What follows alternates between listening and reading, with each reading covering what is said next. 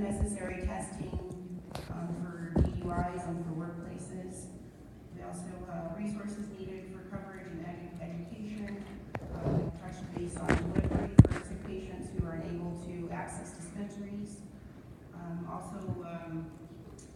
Better containers and packaging, choice on home grows, and then places where towns don't accept medical cannabis yet or CBD use. Also, steady access to genetics and strains so that they have consistent medicine choices and not having to be all over the place. Also, places to medicate as far as social use clubs, and also a support for webinar for patients to connect on different ailments and issues that they're having, just so a place they can talk about similarities with their illnesses. Thank you.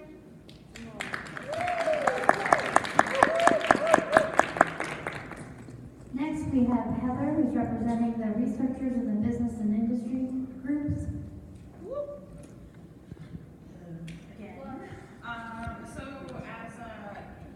Businesses and testing and research are a little related. We kind of combine groups. So one of the priorities that we brought up was consumer safety, and that being that a lot of cannabis side of things has mandatory testing. The hemp side doesn't have mandatory testing. So compelling mandatory testing, but also allowing hemp companies to test their products at cannabis testing laboratories because they already have testing methodologies that exist. So you don't need to create a brand new testing framework for it, as well as corporate social responsibility. Some of our barriers to research are the quality of cannabis right now. For United States, you have to use the product that is coming from Ole Miss. We don't have access to other products and other cultivars and other varietals to be able to really conclusively study this type of medicine. Full disclosure of laboratory results. Bad actors are always a problem because you hear reports about, oh, this lab fabricated results or this person mislabeled their product, and it is really detrimental to the actual people who are testing their products religiously and are testing at laboratories that are unbiased and third-party and certified and going through all these processes and taking these steps to make sure that the results that they're putting out are actually correct. And federal funding for research projects and opportunities, as well as employee training in these areas. And then we talked about money and banking issues, as well as access to research materials, and really having to fight the DEA on being able to conduct all of this research that is so desperately needed.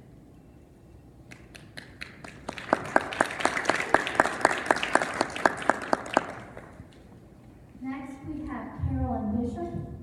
They're both veterans, and they decided to come up.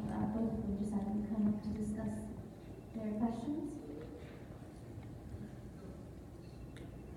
Some of our top concerns were the federal regulations that make it hard for us to participate in state-regulated medical programs because the majority of veterans are on fixed income and live in subsidized or funded residences. So, like in DC, particularly, we have home growth, but if we live in a subsidized housing, you aren't able to participate. So, being forced to go consume in public, which is illegal in DC. So, you have to make a choice.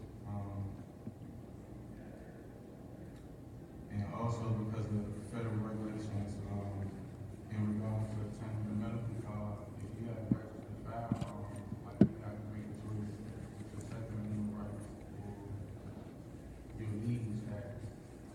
So some of the barriers, financial limitations, like I said, most veterans are on fixed income. So if we do choose to participate in state funded programs, it's out of pocket.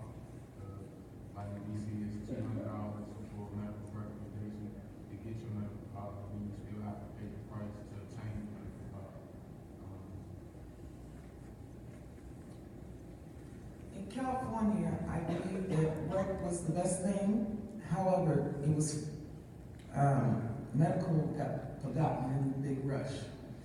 So I believe that we need more doctor involvement with veterans and the ones that are still taking opioids or whatever, that no patches or whatnot.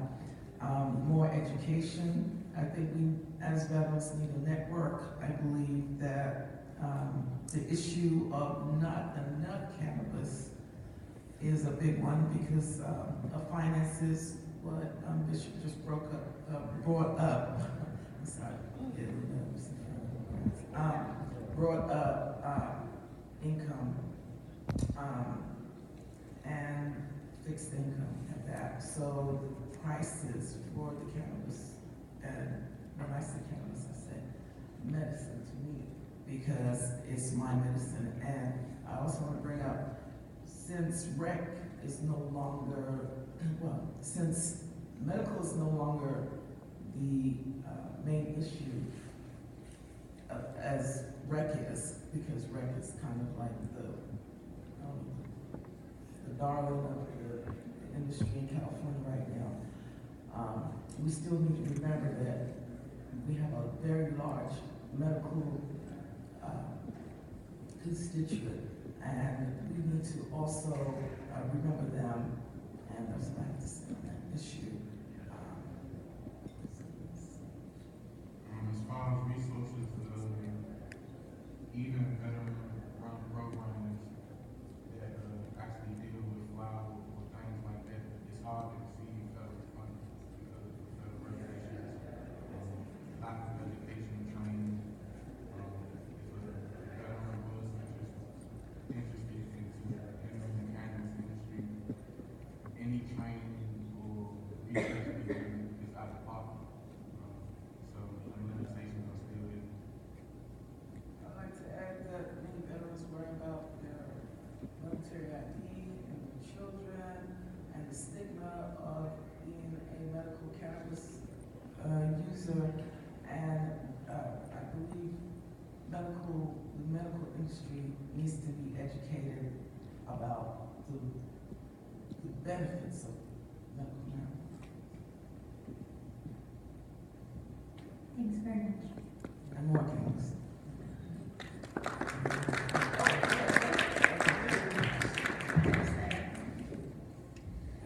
Next, representing the medical professional community is Lenny. Thank you. I'm not sure, since I was the only medical professional here, I'm not sure how representative I was. But the top priority for me has become affordability. I don't care what the strains are, or the ratios, or if it's contaminated, or who can sell it. If you can't afford it, it doesn't matter. If it's legal and you can't afford it, it doesn't matter.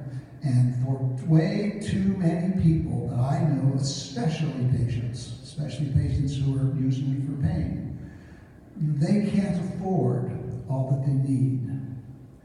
In California, and I think what I'm going to be talking about here applies equally almost everywhere, the price of cannabis wholesale has come down quite a bit since it became legal with Proposition 64 in 2016. It was selling for $2,000 to $3,000 a pound. Now it's down to around $1,000 to $1,500 a pound. But that's still absurd. There is no plant on this planet that is worth $1,000 a pound in its natural raw state. We've got to get the price down. So, how do we do that? Well, the problem is production costs. We have so many ridiculous, stringent regulations that it is almost impossible. In California, we have a limit that was set by Proposition 64 of 1 acre. Now, granted, some people will be able to get a number of licenses, so they may have 20 or 30 acres, but that's still ridiculously small. If we forced farmers to grow carrots, like we require them to grow marijuana, you'd be paying $250 a pound for carrots in the grocery store.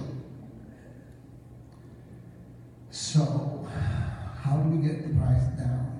We've got to get all these regulations and ridiculous requirements out of it. Cannabis needs to be treated like any other agricultural product. And that means we let our farmers, who have hundreds of acres on their property, grow it. The average farm in California is 400 acres, and they can only grow on 1 acre. That's absurd. So we've got now, the strange thing about Prop 64, which is probably unlike others, is that when it was first introduced, it had no limits on cultivation size.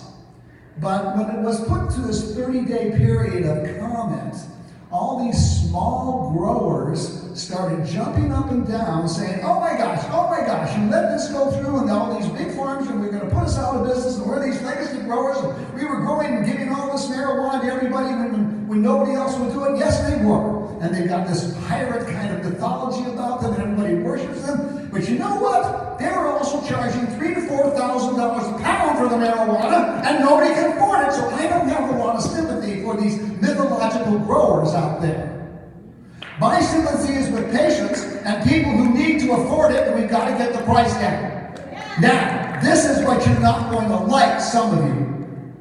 This needs to be grown like any other agricultural crop. And that means big agriculture. That means our farmers who have 400, 500, 600 acres can grow hundreds and hundreds of acres, thousands of acres if they have them, the road and greenhouses. You know, people talk about, remember one of the big things with Prop 64 was the big bugaboo was Monsanto and Marlboro. They're going to come in there and take over the whole lot. Well, they didn't come in, and they're not going to come in.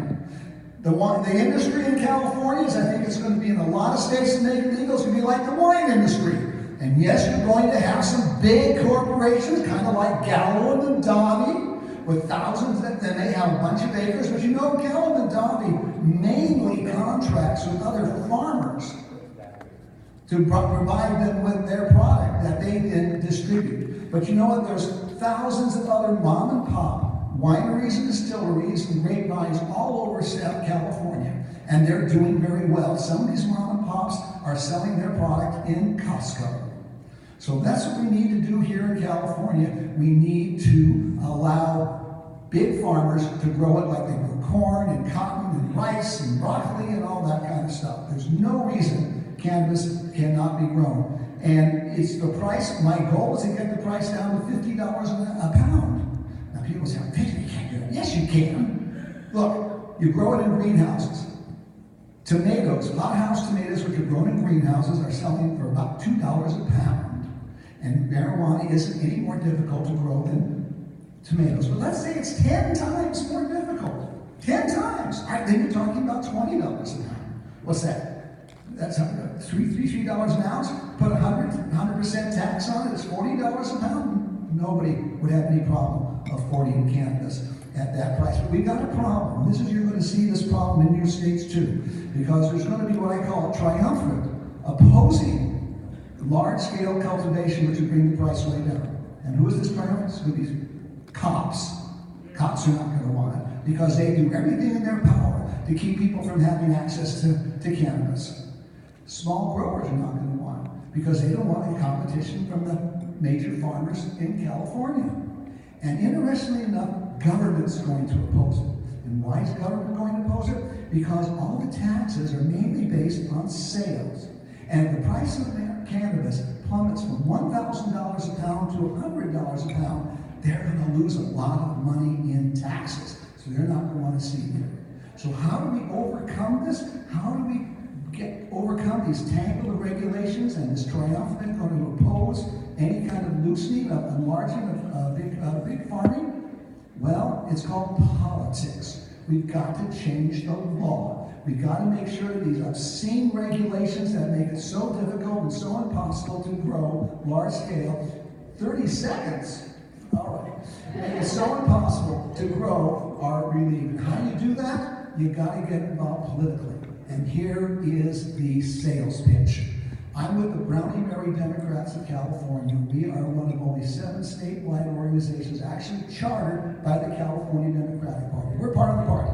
We're one of the reasons the party supported Proposition 64 and has done so much for both medical marijuana and adult use marijuana.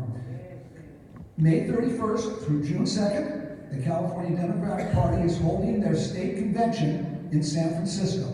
And we're going to be there. We're going to be there with a booth. We're going to have a meeting. We're going to put inserts in everybody's 4,000 delegates bags. But you know what? We need some help. So if you have a business and you would like to be one of the sponsors of the Brownie Mary Democrats and have your name on our booth and have your name on the wall in the convention hall where we'll be seen by 4,000 delegates and be able to put something in the 4,000 delegates bag, it's your product, they can learn all about you. Hey, see me after we got off this table here. I'll give you my card. I'd love to talk to you. Thank you very much. Thank you. Okay. Thanks for participating in this session. I ask that you fill out our feedback forms that are on your table. Those feedback forms are really important to us. It helps us figure out how we can make this conference and lobby day better.